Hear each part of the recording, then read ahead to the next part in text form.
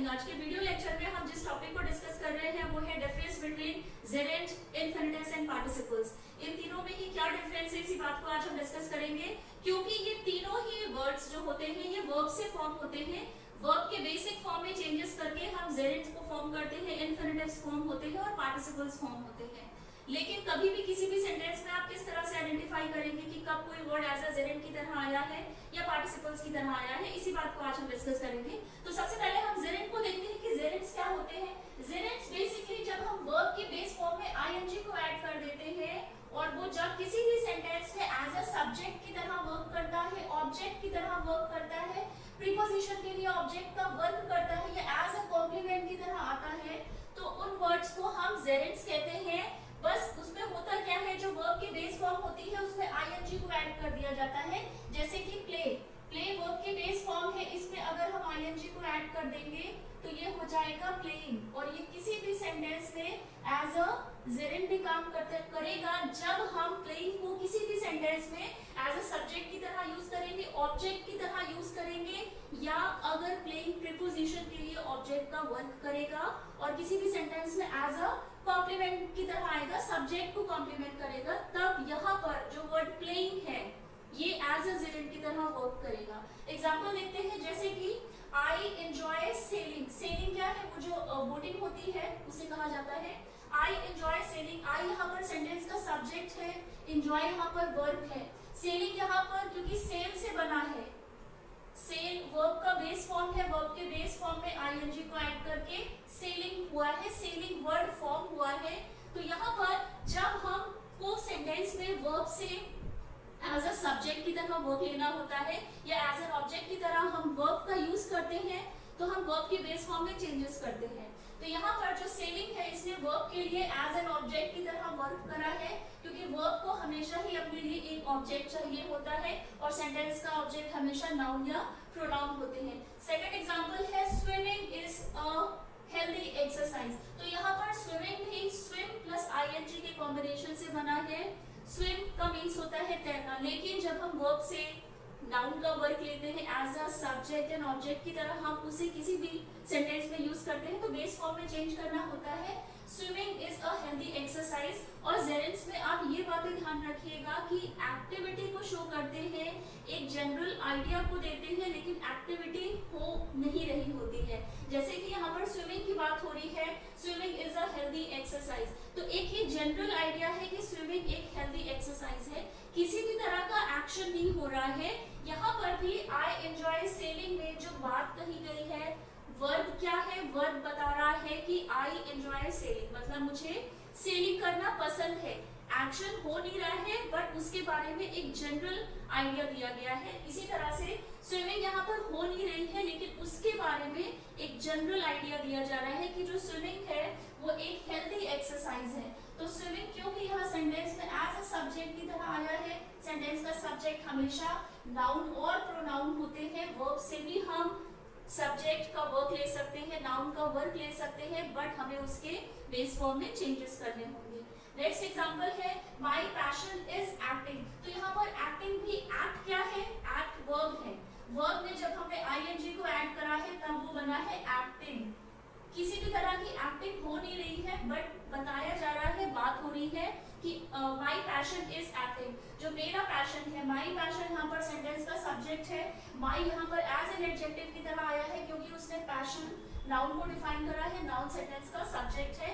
Is यहाँ पर as a linking verb की तरह आया है क्योंकि ये डिफाइन कर रहा है, लिंक कर रहा है सेंटेंस के ऑब्जेक्ट को सेंटेंस के सब्जेक्ट के साथ। तो जो एक्टिंग है यहाँ पर एज अ कॉम्प्लीमेंट की तरह वर्क कर रही है क्योंकि इसने सब्जेक्ट को कॉम्प्लीमेंट किया है, सब्जेक्ट के बारे में बताया है। तो यहाँ पर भी एक्टिंग एज अ जेरेंट की तरह यूज हुआ है, जनरल आइडिया की बात हो रही है, किसी भी तरह का एक्शन नहीं हो रहा है।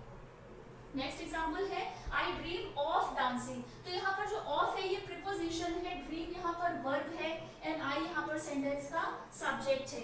अब ये बात हो रही है कि आई ड्रीम ऑफ डांसिंग, डांसिंग हो नहीं रही है बट उस एक्टिविटी के बारे में बात हो रही है। तो डांसिंग क्या है, यहाँ पर डांस के बेस फॉर्म में आईएनजी को ऐड करके वर्ब से उसे कन्वर्ट करा गया है जेरेंट में, और वो सेंटेंस में एज अ प्रीपोजिशन के लिए ऑब्जेक्ट का वर्क कर रहा है, क्योंकि ऑफ प्रीपोजिशन है प्रीपोजिशन को हमेशा ही अपनी बात एक ऑब्जेक्ट की रिक्वायरमेंट होती है और सेंटेंस का ऑब्जेक्ट हमेशा ही नाउन या प्रोनाउन होते हैं। तो जेरेंट को हमने डिस्कस कर लिया है। जेरेंट के बाद हम देखते हैं कि इन्फिनिटिव्स क्या होते हैं। इन्फिनिटिव्स होता है जब हम वर्ब की बेस फॉर्म से पहले टू को ऐड कर देते हैं, किसी भी तरह का एक्शन नहीं हो रहा है, जनरल आइडिया की बात हो रही है। एग्जांपल है जैसे कि टू विन इज एवरीथिंग। और जो इन्फिनिटिव होते हैं ये भी किसी भी सेंटेंस में एज अ सब्जेक्ट की तरह भी आ सकते हैं और एज अ ऑब्जेक्ट की तरह भी आ सकते हैं, क्योंकि हमने वर्ब से जब हम किसी भी सेंटेंस में नाउन का वर्क लेते हैं या ऑब्जेक्ट का वर्क लेते हैं तो हमें उनके फॉर्म में चेंजेस करने होते हैं और उनके फॉर्म में चेंजेस होते हैं। तो यहाँ पर भी जो इन्फिनिटिव्स है वो वर्ब की बेस फॉर्म से पहले टू को ऐड करके बनता है। एग्जांपल है टू विन इज एवरीथिंग। तो यहाँ पर टू विन सेंटेंस का सब्जेक्ट है, वर्ब की बेस फॉर्म से पहले टू को ऐड किया गया है, टू विन इज एवरीथिंग। अब जो इन्फिनिटिव्स होते हैं और जो जेरेंट्स होते हैं ये इंटरचेंजेबल भी हो सकते हैं। मतलब कि अगर सेंटेंस में इन्फिनिटिव आया है तो इन्फिनिटिव आएगा, बेस फॉर्म से पहले टू ऐड होगा, लेकिन आप जेरेंट का भी वर्क ले सकते हैं, इंटरचेंजेबल हो सकते हैं सेंटेंस में। अब जो इसका नेक्स्ट एग्जांपल है वो है विनिंग इज एवरीथिंग। तो यहाँ पर विनिंग क्या है, जेरेंट है, एज अ सब्जेक्ट की तरह सेंटेंस में आया है, इंटरचेंजेबल हो सकते हैं। नेक्स्ट एग्जांपल है जिसमें कि इन्फिनिटिव एज अ ऑब्जेक्ट की तरह आया है, इन्फिनिटिव भी सेंटेंस में as a subject and object की तरह आते हैं। I love to win, I love to win भी ये ग्रामेटिकली करेक्ट है सेंटेंस, इन्फिनिटिव का यूज हुआ है, इंटरचेंजेबल आप इसे कर सकते हैं। अगर आप विनिंग बोलेंगे तो विनिंग क्या है, विनिंग यहाँ पर एज अ जेरेंट की तरह आया है, इंटरचेंजेबल है। विनिंग ने यहाँ पर एज अ ऑब्जेक्ट की तरह वर्क करा है वर्ब लव के लिए। तो इन्फिनिटिव वो वर्ड्स होते हैं जहां पर हम वर्ब की बेस फॉर्म से पहले टू को ऐड करते हैं, टू प्रीपोजिशन होता है, ये सेंटेंस में सब्जेक्ट एंड ऑब्जेक्ट का वर्क करते हैं। इन्फिनिटिव्स और जेरेंट्स इंटरचेंजेबल होते हैं। अब हम बात करते हैं पार्टिसिपल्स की। पार्टिसिपल्स क्या होते हैं? पार्टिसिपल्स फर्दर थ्री पार्ट में डिवाइड होते हैं, present participle, past participle and perfect participle. Present participle form होते हैं जब हम वर्ब की बेस फॉर्म में आईएनजी को ऐड करते हैं, तब प्रेजेंट पार्टिसिपल फॉर्म होते हैं। डिफरेंस ये है कि प्रेजेंट पार्टिसिपल किसी भी सेंटेंस में जब अपने फॉर्म को चेंज करता है, वर्ब में जब हम आईएनजी को ऐड करते हैं तो ये किसी भी सेंटेंस में एज एन एडजेक्टिव की तरह वर्क करता है, क्योंकि ये सेंटेंस के नाउन या प्रोनाउन को डिफाइन करता है। एडजेक्टिव हमेशा ही वो वर्ड होते हैं जो सेंटेंस में नाउन या प्रोनाउन को क्वालिफाई करते हैं। तो जेरेंट और पार्टिसिपल्स में आपको ये ध्यान रखना है कि जेरेंट सेंटेंस में सब्जेक्ट एंड ऑब्जेक्ट की तरह आते हैं, प्रीपोजिशन के लिए ऑब्जेक्ट का वर्क करते हैं, सब्जेक्ट को कॉम्प्लीमेंट करते हैं। लेकिन जो पार्टिसिपल्स होते हैं उनमें से जो प्रेजेंट पार्टिसिपल है वो भी वर्ब की बेस फॉर्म में आईएनजी को ऐड करके बनता है, लेकिन वो किसी भी सेंटेंस में एज एन एडजेक्टिव की तरह वर्क करेगा जब वो किसी नाउन या प्रोनाउन को क्वालिफाई करेगा। एग्जांपल भी हम देखेंगे इसके। अब जो प्रेजेंट पार्टिसिपल है तो एक टाइप हो गया पार्टिसिपल का। पास्ट पार्टिसिपल्स भी होते हैं। पास्ट पार्टिसिपल फॉर्म होते हैं जब हम वर्ब के एंड में ईडी, डी, टी, ई, एन या एन को ऐड करते हैं। सेम वही है, पास्ट पार्टिसिपल को वर्ब का V3 फॉर्म भी बोला जाता है, जैसे कि गो, वेंट, गॉन। तो जो गॉन है वो पास्ट पार्टिसिपल फॉर्म है, उसे हम V3 भी कहते हैं और पास्ट पार्टिसिपल फॉर्म भी कहते हैं। परफेक्ट पार्टिसिपल्स भी होते हैं। परफेक्ट पार्टिसिपल फॉर्म होते हैं हैविंग प्लस V3 के कॉम्बिनेशन से। जो परफेक्ट पार्टिसिपल होता है ये प्रेजेंट पार्टिसिपल और पास्ट पार्टिसिपल का ही कॉम्बिनेशन होता है। इसे हम यूज करते हैं परफेक्ट के टेंसेस में। परफेक्ट पार्टिसिपल को हम तब यूज करते हैं जब किसी एक एक्शन के होने के बाद कोई दूसरा एक्शन होता है। अब इन तीनों ही जो पार्टिसिपल्स हमने डिस्कस करे हैं, प्रेजेंट, पास्ट एंड परफेक्ट, इन तीनों के ही एग्जांपल को देखते हैं। जैसे कि बार्किंग डॉग्स सेल्डम बाइट। तो यहाँ पर डॉग्स क्या है, सेंटेंस का नाउन है। नाउन को कौन से वर्ड डिफाइन करते हैं, एडजेक्टिव। सेंटेंस को पढ़ के भी आपको खुद भी आइडेंटिफाई करना होगा कि सेंटेंस में नाउन से पहले अगर कोई वर्ड आ रहा है तो वो हमेशा ही एडजेक्टिव होगा। सेंटेंस का सब्जेक्ट एंड ऑब्जेक्ट हमेशा नाउन प्रोनाउन होंगे।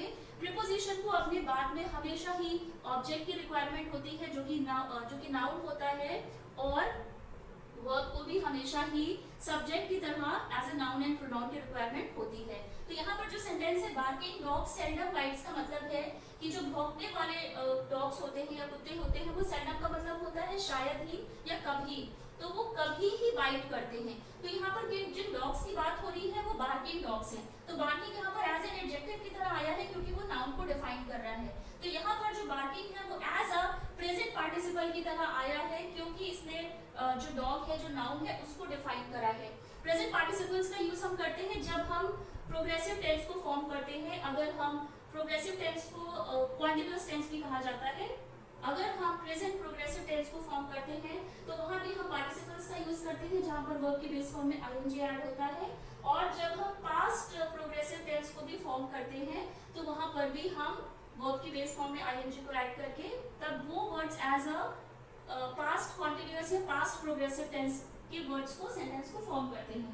अब यहाँ पर बार्किंग डॉग की तो बात होगी, सेल्डम बाइट, तो यहाँ पर बार्किंग जो है वो एज अ प्रेजेंट पार्टिसिपल की तरह आया है क्योंकि डॉग को डिफाइन करा है। डॉग नाउन है, नाउन को डिफाइन करने वाले वर्ड्स एडजेक्टिव होते हैं। अब जब ये बात हुई है कि प्रेजेंट पार्टिसिपल सेंटेंस में टेंस को भी फॉर्म करते हैं तो द डॉग वाज बार्किंग, तो वाज यहाँ पर क्या है, एज अ हेल्पिंग वर्ब की तरह आया है। बार्किंग यहाँ पर मेन वर्ब की तरह आया है। प्रेजेंट पार्टिसिपल पास्ट पार्टिसिपल का एग्जांपल है क्योंकि पास्ट की बात हो रही है, वाज लगा है, पास्ट की बात हो रही है। पास्ट प्रोग्रेसिव टेंस से पास्ट के एक्शन की बात हो रही है जो उस टाइम पे कंटिन्यू था। तो पार्टिसिपल्स का यूज हम करते हैं टेंस को फॉर्म करने में। प्रेजेंट पार्टिसिपल का यूज होगा प्रेजेंट टेंस को फॉर्म करने में, प्रेजेंट प्रोग्रेसिव टेंस को, और जो पास्ट प्रोग्रेसिव टेंस होता है उसको भी पार्टिसिपल फॉर्म करते हैं। अब जो पार्टिसिपल्स होते हैं वो किसी भी सेंटेंस में एज अ सब्जेक्ट कॉम्प्लीमेंट की तरह भी आते हैं। सब्जेक्ट कॉम्प्लीमेंट्स वो वर्ड या ग्रुप ऑफ वर्ड होता है जो हमेशा ही सेंटेंस के सब्जेक्ट के बारे में बताता है, उसे कॉम्प्लीमेंट करता है। जैसे कि यहाँ पर एग्जांपल है दिस चैप्टर इज इंटरेस्टिंग, तो यहाँ पर is as a linking verb की तरह आया है। दिस चैप्टर में ये एक नाउन है, सेंटेंस का सब्जेक्ट है, चैप्टर नाउन है। दिस यहाँ पर एज अ डेमोन्स्ट्रेटिव एडजेक्टिव की तरह आया है क्योंकि चैप्टर नाउन है, नाउन को जो वर्ड्स डिफाइन करते हैं वो एडजेक्टिव्स होते हैं। इस यहाँ पर एज अ लिंकिंग वर्ब आया है, सेंटेंस के सब्जेक्ट को कॉम्प्लीमेंट किया है इंटरेस्टिंग ने। चैप्टर कैसा था, चैप्टर था इंटरेस्टिंग, तो इंटरेस्ट में आईएनजी को ऐड करके वर्ब से उसे कन्वर्ट किया गया है पार्टिसिपल में। तो यहाँ पर इंटरेस्टिंग जो है वो पार्टिसिपल का एग्जांपल है, प्रेजेंट पार्टिसिपल का है क्योंकि आईएनजी को ऐड किया गया है। अब जो हम पास्ट पार्टिसिपल की बात कर रहे थे कि पार्टिसिपल में जो पास्ट पार्टिसिपल होता है वहां पर हम वर्ब की बेस फॉर्म में ED, D, T and EN को ऐड करते हैं। तो यहाँ पर एग्जांपल है a broken jug, a broken जग ले ऑन द ग्राउंड, तो यहाँ पर जग क्या है, नाउन है। नाउन को किस वर्ड में डिफाइन करा है, ब्रोकन ने। ब्रोक में ईएन को ऐड कर दिया गया है। ब्रेक, ब्रोक, ब्रोकन होता है, तो ब्रोकन वर्ब V3 फॉर्म होता है जिसे हम पास्ट पार्टिसिपल भी कहते हैं। तो जब नाउन है, नाउन को किस वर्ड में डिफाइन करा है, ब्रोकन ने। ब्रोकन यहाँ पर एज अ एडजेक्टिव की तरह आया है क्योंकि उसने जग को डिफाइन करा है। तो यहाँ पर हम पास्ट पार्टिसिपल का यूज करेंगे क्योंकि हमने नाउन को डिफाइन करा है, नाउन के बारे में बताया है। लास्ट एग्जांपल है वो परफेक्ट पार्टिसिपल का है। परफेक्ट पार्टिसिपल में एक एक्शन के कंप्लीट होने के बाद में दूसरा एक्शन होता है, और जो परफेक्ट पार्टिसिपल होते हैं वो कॉम्बिनेशन होते हैं प्रेजेंट एंड पास्ट पार्टिसिपल का। एग्जांपल है having scanned the question paper Anita answered them, तो हैविंग स्कैन्ड क्या है यहाँ पर, ये परफेक्ट पार्टिसिपल का एग्जांपल है। हैविंग ये प्रेजेंट पार्टिसिपल है और स्कैन जो हो गया वो V3 है जो पास्ट पार्टिसिपल है। तो having scan the question paper, तो पहले क्या काम हुआ है, पहले जो अनीता है उसने क्वेश्चन पेपर को स्कैन किया है, मतलब उसको पढ़ा है, समझा है। देन शी आंसर्ड देम, उसके बाद में उसने उनको आंसर करा है। तो परफेक्ट पार्टिसिपल का यूज हम तभी करते हैं एक एक्शन के कंप्लीट होने के बाद में हम दूसरे एक्शन को जब दिखाते हैं तो वहां पर हम परफेक्ट पार्टिसिपल्स का यूज करते हैं। तो आज के वीडियो लेक्चर में हमने जेरेंट, इन्फिनिटिव एंड पार्टिसिपल्स को डिस्कस करा है। जेरेंट्स, इन्फिनिटिव और पार्टिसिपल्स जो होते हैं वो वर्ब की बेस फॉर्म में कुछ चेंजेस को करने के बाद जो वर्ड्स फॉर्म होते हैं उन्हें कहते हैं। किसी भी सेंटेंस में आप किस तरह से इन्हें आइडेंटिफाई करेंगे इस बात को भी हम डिस्कस कर चुके हैं। आई होप आपको आज का वीडियो लेक्चर पसंद आया होगा। इससे पहले इस चैनल पर जितने भी वीडियोस बन चुके हैं वो सभी चैनल की प्लेलिस्ट पे हैं। आप वो प्रीवियस के वीडियोस भी देखिए। टिल देन टेक केयर, मिलते हैं अपने नेक्स्ट वीडियो लेक्चर में।